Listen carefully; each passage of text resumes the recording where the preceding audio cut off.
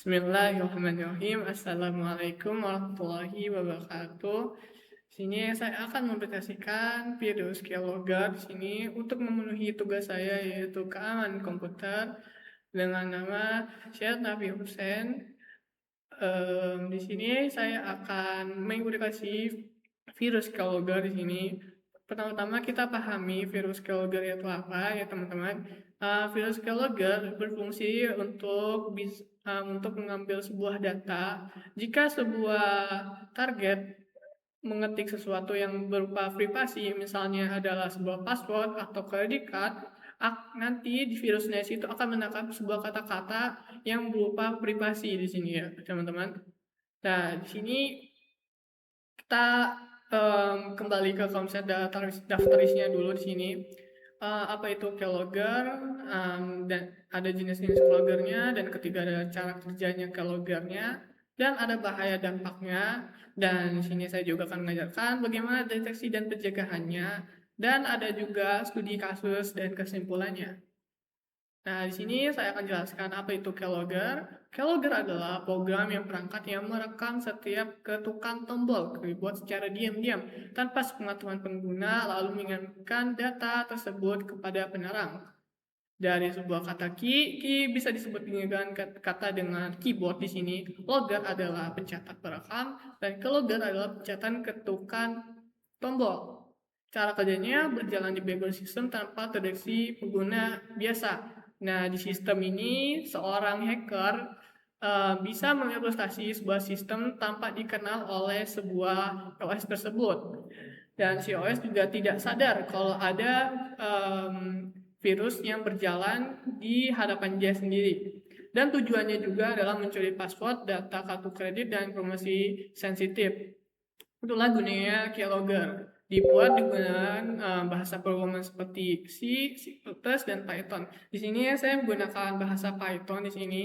Dikarenakan Python itu sangat mudah dipahami dan banyak open source di sana dan mudah dipelajari ya teman-teman. Oke, kita lanjut saja ke jenis keyloggernya. Di jenis keylogger tersebut ada softwarenya di sini keyloggernya. Dia ada menggunakan API di sini. Kan Windows API set Windows helps untuk mendapat input keyboard di level OS. Ada juga from Grabber mencuri data yang diisi from browser sebelum eksekusi dan dikirim. Dan ada juga kernel based keylogger. Bekerja di level kernel OS sangat berbahaya dan sesulit dideteksi antivirus. Sini saya maksudkan iOS-nya itu dia mengira sebuah itu adalah OS-nya itu teman-teman. Nah, programnya itu menganggap dirinya itu adalah sebuah operating system sendiri, jadi tidak dikiranya bahwa dia itu adalah terkena virus di situ ya teman-teman. Jadi di sini ada juga browse based keylogger, script yang berbahaya, browser yang menangkap input di halaman web tertentu. Mungkin teman-teman di sini contohnya kalian login sebuah website di sana.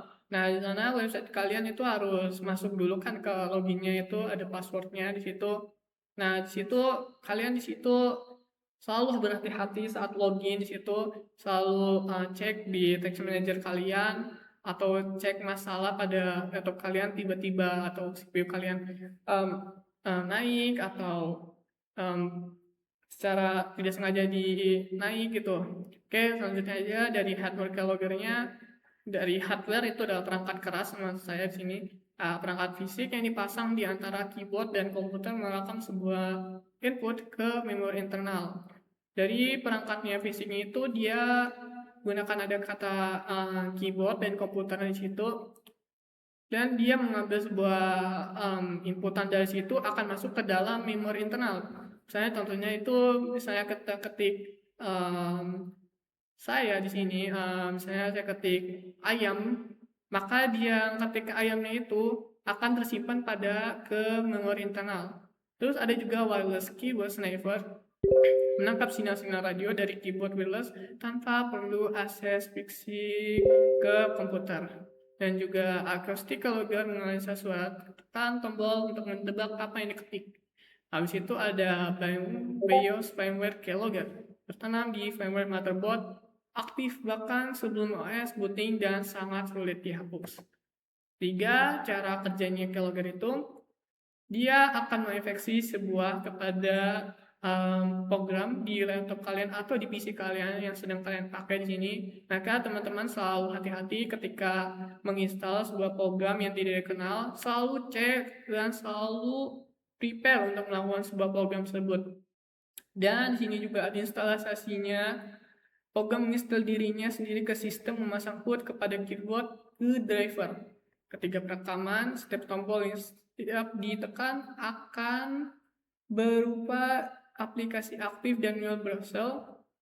Dan keempat, ada penyimpanan data log, terinkripsi di file tersembunyi atau langsung di memori sistem. Kelima, log dikirim server penyerang VLANI, FTP, atau koneksi remote secara berkala. Dan mekanisme cek semicolon itu sangat-sangat mudah. Jika sebuah kata-kata diambil dari sini, sebuah kata-kata yang berupa privasi misalnya di login Anda kalian sendiri, kalian pertama-tama masukkan Gmail kalian, habis itu password kalian sendiri. Nah, password itu berupa privasi. Nah, password privasi itu akan ditangkap. Nah, di sini ada contoh pengumuman itu, tapi dia menggunakan C++ di sini. Jika sebuah kodenya ada berupa kata-kata kunci di sini, akan menyimpan sebuah kodenya itu ke sebuah data ke storage-nya dulu. Habis storage-nya udah sampai ke situ, habis itu akan kirim ke server. Dan di sini ada juga penjelasannya, hook keyboard. Keylogger mendaftarkan fungsi callback ke hook OS menggunakan API seperti set Windows hook. Semua keystroke akan mengikuti fungsi ini sebelum ke aplikasi target. Kedua, capture dan decode. Kode karakter virtual code ditangkap lalu diubah ke karakter yang bisa dibaca manusia. Konteks aplikasi dan waktu juga dicatat untuk analisis. Data dan ada nomor 3, inskripsi log, data yang dicuri di inskripsi base 4, base 64 dan atau juga AES lalu disimpan di file log tersembunyi dengan atribut hidden agar tidak terlihat file explorer biasa.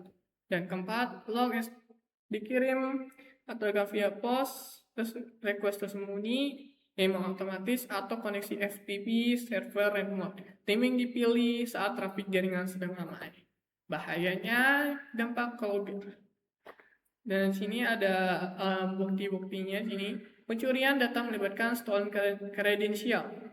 Dan juga ada kerugian datanya di sini sehingga sebesar 4,5 miliar US dollar. Dan ada juga di hari rata-rata sebelum serangan terorisi adalah terjadi 200 pencuri kredensial mencuri password akun media sosial kalian dan mengambil password email dan lain yang berupa privasi kalian sendiri. Dan juga ada penipuan finansial sini teman-teman, dan ada espionage korporat di sini, dan ada pencuri identitas. Dan selanjutnya deteksi penjaganya, tanda dan tanda infeksinya di sini kita bisa lihat komputer sangat terlambat tanpa sebab jelas, penggunaan CPU sangat tinggi, koneksi internet aktif padahal tidak digunakan, file log itu misterius di query system, akun online tiba-tiba diakses dari lokasi asing. Mungkin di sini kita bisa lihat dari cara melindunginya adalah gunakan antivirus dan terima hardware terpercaya, update OS dan software secara rutin, aktifkan two-factor authentication, dan gunakan virtual keyboard untuk data sensitif. Periksa proses menceritakan di text manager. Hindari klik link dan download dari sumber asing. Di sini ada nomor 6, studi kasus nyata ya. Di sini ini adalah kejadian nyata yang pernah terjadi di perusahaan operasi Google. Di sini perusahaan ini studi di 30 negara. Di sini metodenya adalah spear phishing email dengan assessment keylogger Hawk A, dampak pencurian data finansial, bisnis data finansial skala besar. Setelah itu di tahun 2020 agent Tesla keylogger, perusahaan ini faktornya adalah cukup besar di sini. Kalian bisa cek di Google. Di sini metodenya itu dia menggunakan keylogger agent Tesla yang dijual di dark web sebagai malware as a service. Nah, di sini dampaknya ribuan kesan email perusahaan bocor dan dijual di forum hacker. Dari situ di tahun 2023 Keyword Campaign, target lembaga pemerintah di Asia Tenggara, dia menggunakan metode dengan keylogger tertanam di dokumen Word via makro apt state sponsor. Dampaknya di sini adalah data intelijen sensitif pemerintah berhasil dicuri selama berbulan-bulan. Dari kesimpulan tadi, kita mendapatkan sebuah pelajaran bahwa kita harus mengetahui tentang keylogger ini tersebut. Dengan keylogger ini kita bisa memprepare kita sendiri agar aman dari bisa mencegah privasi kita sendiri. Dan selalu stay safe dan online di sini ya teman-teman. Mungkin di sini saja untuk presentasi saya di sini. Oke, mungkin langsung saja ke demonya di sini. Nah, di sini saya mempunyai target di sini. Saya sengaja share screen di sini menggunakan Discord. Di sini teman saya akan menginput sebuah informasi dari NIM dan sandi di sini, dan sandi itu berupa privasi. Mungkin langsung saja ke demonya. Nah, di sini dari target mengetik sebuah NIM-nya di sini. Nah, sini NIM-nya. Sini saya tidak bisa lihat dan dari penonton juga nggak bisa lihat juga sandinya di sini. Tapi tenang, kita bisa tahu karena kita ini memainkan sebuah peran sebagai hacker di sini. Dan apakah kayak berhasil login ke dalam di sini. Nah, di sini sang target berhasil masuk ke dalam sebuah website di sini. Nah, kita lihat dari fallback-nya dari sini ya. Sini agak terlihat lama, sengaja dibuat agar sistemnya itu tidak terlalu berat untuk dari komputer. Nah, di sini langsung muncul ya teman-teman sandinya di sini. Di sini dikatakan 2023 13 0 14 dan sandinya itu ya tadi di situ sandinya juga. Mari kita coba di sini ke web akademik STMC. Apakah sandinya benar di sini? Nah, di sini saya akan menginput NIM saya 14 2023 13 014. Sini itu adalah NIM, di sini berhenti.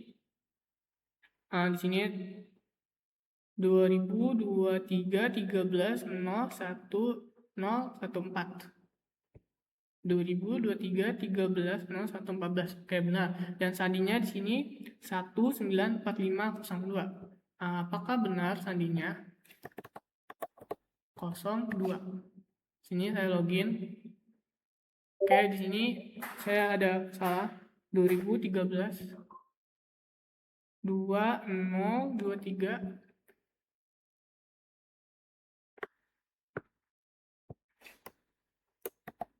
23 13 0 10 14. Passwordnya adalah 194502. Nah, berhasil ya di sini sandinya sesuai dengan dari keylog di sini yang dikirim dari server. Nah, mungkin itu saja dari presentasi dari saya di sini. Mohon maaf atas tidak lancarnya dalam presentasi saya. Saya hanya sebuah manusia. Mungkin saya mundur diri sini. Saya ucapkan Assalamualaikum warahmatullahi wabarakatuh.